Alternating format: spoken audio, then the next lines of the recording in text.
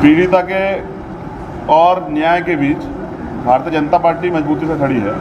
किसी तरह से अपराधी को बचाया जाए। उत्तर प्रदेश में एक जाति को संरक्षण दिया जा रहा है, वो जाति अपराध कर रही है। इसका खामियाजा पूरे प्रदेश की जनता को भुगतना पड़ रहा है। लिखी हुई चिट्ठी, टाइपिंग चिट्ठी नहीं है, लिखी किसी और के द्वारा गई है और आप देखना उसमें अंगूठे लगे हुए हैं, सिग्नेचर बाद में किए गए, अंगूठे लगे हुए हैं, लिखा किसी ने है और साइन किसी ने किए हैं। यानी कि जो बाहर स्टोरी बनाई गई है, जो कहानी गढ़ी गई है, वही कहानी लिखकर जो है अंदर से साइन कराए गए हैं। मुकदमा लिखा गया, गिरफ्तारी हुई, तब उन्होंने क्यों नहीं कहा कि निर्दोष है? तब उन्होंने एसएसपी को चिट्ठी क्यों नहीं लिखी? तब उन्होंने अपनी बात क्यों नहीं रखी? लेकिन जब ये मामला पूरा हाईलाइटेड हो गया और 3 दिन तक सरकार सोचती थी क्या करे, तब उन्होंने उल्टे सवाल खड़े किए, तब चिट्ठियाँ लिखी जा रही हैं। अभी तो भीम आर्मी और पीएफआई की फंडिंग का मामला था, अभी नक्सली एंगल आ गया। कुछ दिनों में ऐसा हो सकता है कि ये एंगल आ जाए कि पाकिस्तान करवा रहा है, कुछ दिनों में हो सकता है कहते कि इस देश के मुसलमान जो हैं ये काम करवाना चाह रहे हैं, माहौल ख़राब करना चाह रहे हैं। मैंने कहा कि एक अगर आप झूठ बोलेंगे तो आपको उसे सच साबित करने के लिए 100 झूठ बोलने पड़ेंगे। आप ये मुझे बताइए, क्या नक्सलियों ने वो लाश जो है रात को 2:30 बजे जलवाई? क्या नक्सलियों ने ये अपराध किया? क्या नक्सलियों ने जो है पीड़ित परिवार को मारा पीटा, बंधक बनाया? मीडिया को जाने से नक्सलियों ने रोका? ये माहौल ख़राब करने का काम सरकार करा रही है, क्योंकि वहाँ धारा 144 लागी है, लेकिन 1 किलोमीटर पे 400 मीटर पे 2-2 हज़ार लोग पंचायतें कर रहे हैं और वो पंचायत में खुली धमकी दे रही हैं। आपने पहली बार सुना होगा, पूरी जांच होगी तो जितने पुलिस अधिकारियों ने और वो जो डीएम है, मुख्यमंत्री के चहेते डीएम, जिनको संरक्षण देके ये बताया गया है उत्तर प्रदेश के शासन प्रशासन को, ब्यूरोक्रेसी को, कि अगर आप हमारे इशारे पे काम करोगे तो आपको हम कुछ नहीं होने देंगे, आप सेफ रहेंगे अपराध करने के बाद भी। ऐसे सारे अधिकारियों पे सेक्शन 4 का मुकदमा दर्ज होगा SCT एक्ट का और 201 सेक्शन 201 IPC सबूत मिटाने का। ये सब लोग जेल जाएंगे, इनमें से एक भी व्यक्ति बाहर नहीं। कुछ नहीं हुआ। यूपी में निकम्मी सरकार है, यूपी में ऐसी सरकार है जो न्याय नहीं दे सकती और वो नई नई कहानियाँ गढ़ रही है। एक कहानी उन्होंने बनाई कि ईडी वो फंडिंग PFI द्वारा फंडिंग की गई है भीम आर्मी को, फिर ईडी का राज जवाब आ गया। मैंने खुद मुख्यमंत्री से ट्वीट किया था, उनको चैलेंज किया था कि वो 100 करोड़ की बात कर रहे हैं, अगर वो 1 रुपये का आरोप भी साबित कर दें तो मैं अपनी सक्रिय राजनीति से इस्तीफा दे दूंगा आजीवन। अगर वो नहीं साबित कर पाए तो वो मुख्यमंत्री पद से इस्तीफा दे दें। ऐसा मुख्यमंत्री जो न्याय नहीं दे सकता हो, उसे कुर्सी बैठने का कोई अधिकार नहीं। मुख्यमंत्री को मैंने ये भी बताया था कि मैं मान्यवर काशीराम साहब को अपना गुरु मानता हूँ, तो हम स्वाभिमानी लोग हैं, बिकाऊ लोग नहीं हैं, हमें खरीदने वाला नोट नहीं बना। तो मुख्यमंत्री कहानियाँ गढ़ना ख़त्म करें और न्याय के लिए आगे आएँ। और मगर मुख्यमंत्री मुझे लग रहा है न्याय देने के मूड में नहीं। क्या कार्रवाई होगी आपके ऊपर? तो फिर आप क्या इसके लिए लड़ने के लिए, जिस तरह से उन्होंने बोला आपका नाम किया है, कोई फर्क नहीं पड़ता है। तमाम आरोप जो है सरकार तो विपक्ष की भूमिका अदा कर रही है कि आरोप लगा रही है। जो कुछ है वो जनता के सामने रखें। इन कहानियों से काम नहीं चलेगा, काम चलेगा अपराधियों पर ठोस कार्रवाई करने से, जिसमें मुख्यमंत्री विफल है। अपराधियों का संरक्षण देने से अपराध बढ़ता है, कम नहीं होता। आज उत्तर प्रदेश में पिछले 2 हफ्ते में 50 से ज़्यादा रेप की घटनाएं हुई है। इसका मतलब पता है उत्तर प्रदेश में कानून व्यवस्था खत्म हो चुकी है। और आप समझिए कि ऐसी सरकार के नेतृत्व में किसी भी परिवार की बहन बेटी सुरक्षित नहीं है। उत्तर प्रदेश में जंगल राज चल रहा है। सर, उत्तर प्रदेश से राजस्थान में भी हो रहे हैं, पंजाब में भी हो रहे हैं, उनको क्यों नहीं आप चाहते हैं? मैं पंजाब में पंजाबी घटनाओं के लिए मैं पंजाब के मुख्यमंत्री जिम्मेदार हैं, राजस्थान की घटनाओं के लिए राजस्थान के मुख्यमंत्री जिम्मेदार हैं। जहाँ भी घटनाएं हों, एक कारण है कि घटनाएं अपराध, दूसरा अपराध पे ठोस कार्रवाई नहीं। तो मैं तो ये कह रहा हूँ कि राजस्थान में भी कोई ठोस कार्रवाई नहीं हो रही है। लेकिन मीडिया का काम जो है सरकार से सवाल करना होता है, विपक्ष से सवाल करना नहीं होता है। विपक्ष के, हाँ, जो सत्ता में बैठे लोग हैं, अगर वो कुर्सी पे बैठ के सही काम नहीं कर रहे हैं तो फिर उनसे पूछे कि वो सत्ता में बैठे क्यों, वे विपक्ष को मौका दे। समझ रहे हैं? ऑन चार्ज जो है ना, मीडिया तो दोनों से पूछेगी। मैं क्या कह रहा हूँ, ऑन चार्ज जो है उनसे पूछना चाहिए। मैं कह रहा हूँ मीडिया के लोग पूछें, लेकिन भाजपा के प्रवक्ता बनने का काम ना करें। मीडिया तो पूछे, आपके सामने रोका गया, वहाँ मीडिया को जाने नहीं दिया। हाँ, तो ये सवाल सरकार से पूछना चाहिए कि आखिर 3 दिन क्या छुपाया गया वहाँ, कि देश में कौन सी घोषित इमरजेंसी प्रदेश में लगी थी उत्तर प्रदेश में, कि मीडिया नहीं जा सकती थी, उनके परिवार के लोग नहीं मिल सकते थे। ऐसा क्या था उत्तर प्रदेश में? उत्तर प्रदेश में जो हुआ है वो बहुत डरावना है। ये माननीय सुप्रीम कोर्ट ने भी कहा। अब माननीय सर्वोच्च न्यायालय के निर्देश में जाँच होगी तो इतने अधिकारियों कर्मचारियों पर कार्रवाई होगी, ऐसे सभी अपराधियों पर कार्रवाई होगी। सबसे बड़ा तो घिनौना काम ये है कि ब्यूरोक्रेसी, पुलिस और प्रशासन के लोग हैं वो सरकार का नतमस्तक हो गए हैं। एडीजी लॉ एंड ऑर्डर जो हैं, जिन्होंने बयान दिया था कि रेप नहीं हुआ, पहली बात तो सुप्रीम कोर्ट की गाइडलाइन है, वो बयान दे नहीं सकते क्योंकि कोर्ट तय करेगा रेप हुआ है नहीं हुआ है। वो जो नैरेटिव बनाया जा रहा है कि ये हो रहा है वो हो रहा है, जो कहानियाँ गढ़ी जा रही है, उसके पीछे एक ही सच है कि जनता में जो आक्रोश है, और सिर्फ उत्तर प्रदेश में नहीं, पंजाब में भी आज आंदोलन है, आप देखिए सक्रिय आंदोलन होगा और पूरी दुनिया में बैठे लोग इसके विरोध में आंदोलन कर रहे हैं। कल शिमला में भी, हिमाचल में, तो जनता में रोष है। उस रोष को किस तरह बदला जाए, इसलिए तरह तरह की कहानियाँ गढ़ी जा रही। सच्चाई ये है कि उत्तर प्रदेश के मुख्यमंत्री ने जो आतंक वहाँ किया है, जो जाति वहाँ की है, उसका अंत 2022 में निश्चित है। तो जो पंजाब में जिस तरह से आप आए आज पोस्ट स्कॉलरशिप जो डाला हुआ है, क्लीन चिट दे दी है सीएम ने, तो किस तरह सीएम के क्लीन चिट देने से काम नहीं चलेगा ना, जनता की आवाज़ सुननी पड़ेगी। आज जनता की आवाज़ तो सीएम तक पहुँचा रहे हैं। वो कह रहे हैं हमारा 5 साल का, सब यही कहते हैं। कभी चोर कहता है उसने चोरी की, कोई नहीं कहता। ऐसे वो अपराधी भी नहीं कह रहे हाथरस वाले कि उन्होंने चोरी की, उन्होंने अपराध किया।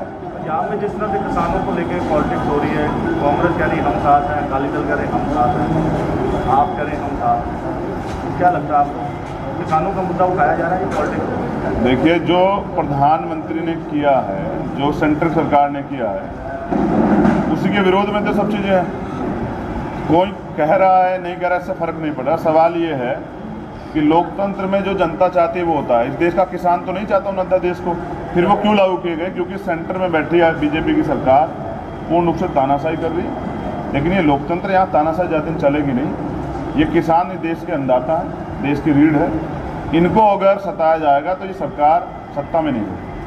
चंद्रशेखर जी, सेंटर में भाजपा की सरकार है, लेकिन पंजाब को है धरने प्रदर्शनों का एक सेंटर बना दिया है। हालांकि बीजेपी सरकार ने कानून पारित किया है और यूपी में भी बीजेपी की सरकार है, तो आपको नहीं लगता कि केंद्र में जाके बीजेपी का प्रधानमंत्री नरेंद्र मोदी के घर का खराब करना चाहिए? सबका करना चाहिए। देखिए, यहाँ लोकतांत्रिक सरकार है तो उससे भी सवाल करना पड़ेगा। जैसे पहले हमारा गुरु घर तोड़ा गया था तो यहाँ आंदोलन हुए थे, यहाँ के मुख्यमंत्री ने बात की थी। तो जनता का काम है एक प्रेशर ऑर्गेनाइज करना किसी भी सरकार पे कि ऊपर वो बात करे। पीएम्स मुझे तो नहीं लगता आम आदमी से मिल पाएंगे, ना उनकी सुनेंगे। मेरा अगर आने वाले कल में पीएम नहीं सुनेंगे तो हो सकता है किसान जाके उनके घर का भी गिराव कर दें।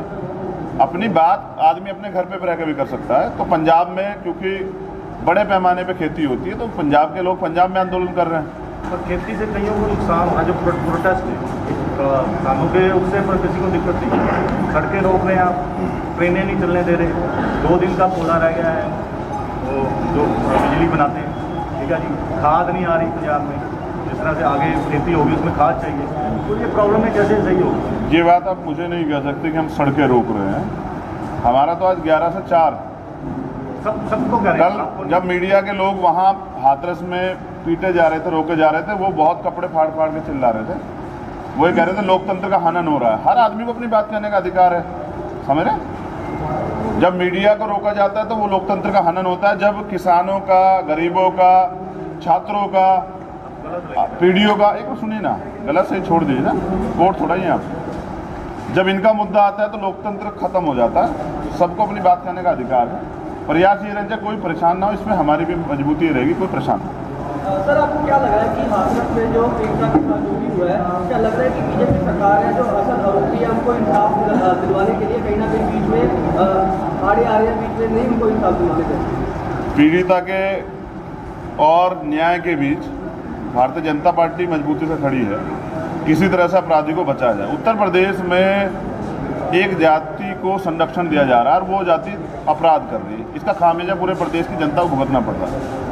जब अपराधियों को संरक्षण मिल रहा है तो अपराधियों के हौसले बुलंद हैं और ये बड़ा दुखद है, क्योंकि महिलाएं अगर सुरक्षित नहीं होंगी तो देश तरक्की नहीं कर सकता है, क्योंकि वो भी इस देश की आधी आबादी है। एक हाथरस में जो आरोपी है उसने एक लेटर लिखी है एसपीओ की, मेरा जो हत्या की है उसके घर वालों ने करी है कि इसमें और मेरे और मेरे दोस्तों को फंसाया जा रहा है। तो कह रहे हैं आप ये नहीं सोच रहे कि जांच को घुमाया जा रहा है पुलिस की तरफ? मैं क्या बता रहा हूँ आपको, चोर कभी ये नहीं कहता उसने चोरी की है। कभी कोई अपराधी आपने देखा जिसने मीडिया के सामने आके कहा हो कि मैंने अपराध कर दिया, कोर्ट में जा कहा हो? तो ये पहली बात तो मैं खुद मैंने जेल काटी है। उसने कहा उसका नाम भी सेम है और उसके भाई मैं का क्या नाम बता रहा हूँ, लड़की का। पहली बात तो ये है कि कोई व्यक्ति जेल से सीधी चिट्ठी नहीं लिख सकता। अभी तो कोरोना काल में जेल में मुलाकातों पे पाबंदी, एडवोकेट भी नहीं मिल सकता है। लेकिन मैंने जब आपको बताया कि जेल से चिट्ठी लिखने का प्रोसीजर है, आपको अगर चिट्ठी लिखनी है तो आपको परमिशन लेनी पड़ेगी और आपको चिट्ठी बाई पोस्ट करनी पड़ेगी।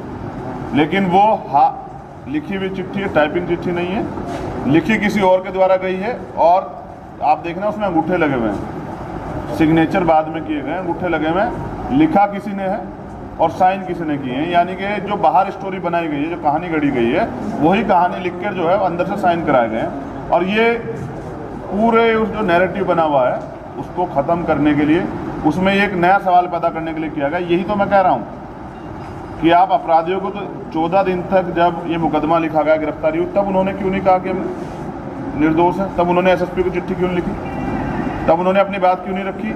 लेकिन जब ये मामला पूरा हाईलाइटेड हो गया और 3 दिन तक सरकार सोचती रही क्या करें, तब उन्होंने उल्टे सीधे सवाल खड़े किए, तब चिट्ठियाँ लिखी जा रही हैं।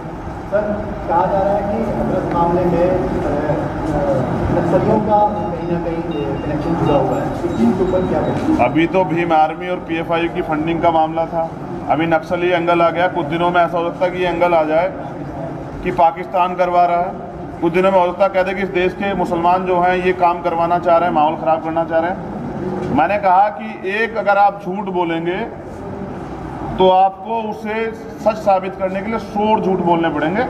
मैंने कहा इतना बड़ा झमेला सरकार ने खड़ा किया, उन्होंने जो किया है। आप ये मुझे बताइए, क्या नक्सलियों ने वो लाश जो है रात को 2:30 बजे जलवाई? क्या नक्सलियों ने ये अपराध किया? क्या नक्सलियों ने जो है पीड़ित परिवार को मारा पीटा, बंधक बनाया? मीडिया को जाने से नक्सलियों ने रोका, आम आदमियों को जाने नक्सलियों ने रोका, विपक्ष पे लाठीचार्ज नक्सलियों ने किया।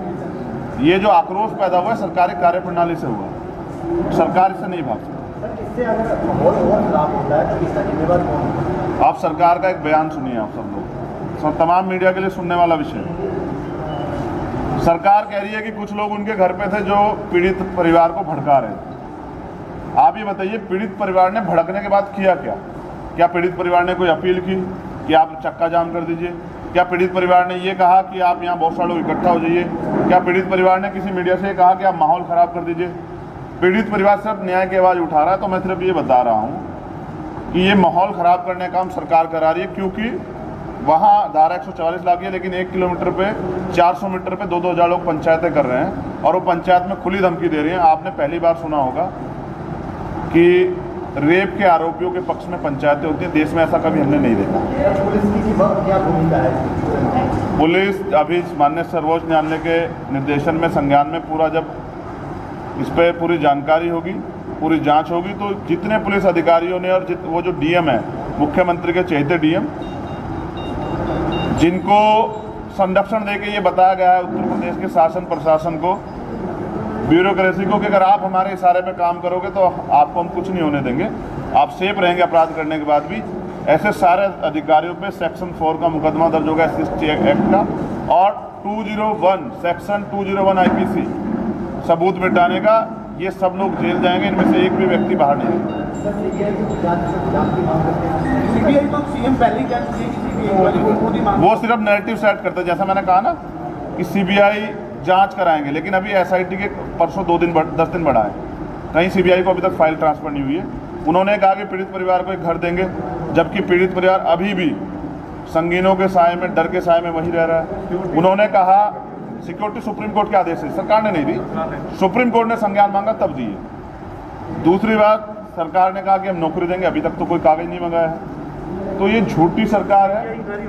मैं क्या कह रहा हूँ, माननीय सर्वोच्च न्यायालय के संज्ञान में कुछ भी हो, हमें माननीय सर्वोच्च न्यायालय पर भरोसा है, लेकिन उत्तर प्रदेश सरकार पे, उनकी कार्यप्रणाली पे, उनकी ब्यूरोक्रेसी पे, इस सिस्टम पे भरोसा नहीं जो उत्तर प्रदेश में चल रहा है। जब तक मुख्यमंत्री योगी आदित्यनाथ या उनको दोबारा से बता दूं अजय कुमार बिष्ट वहाँ बैठे हैं, तब तक न्याय नहीं। पीड़ित परिवार से आपकी बात हो पा रही है? अगर हो पा रही है तो उनका क्या कहना है आपसे? नहीं हो पा रही है। मीडिया के लोगों को तो आज़ादी भी है, चंद्रशेखर को वहाँ जाने की आज़ादी नहीं।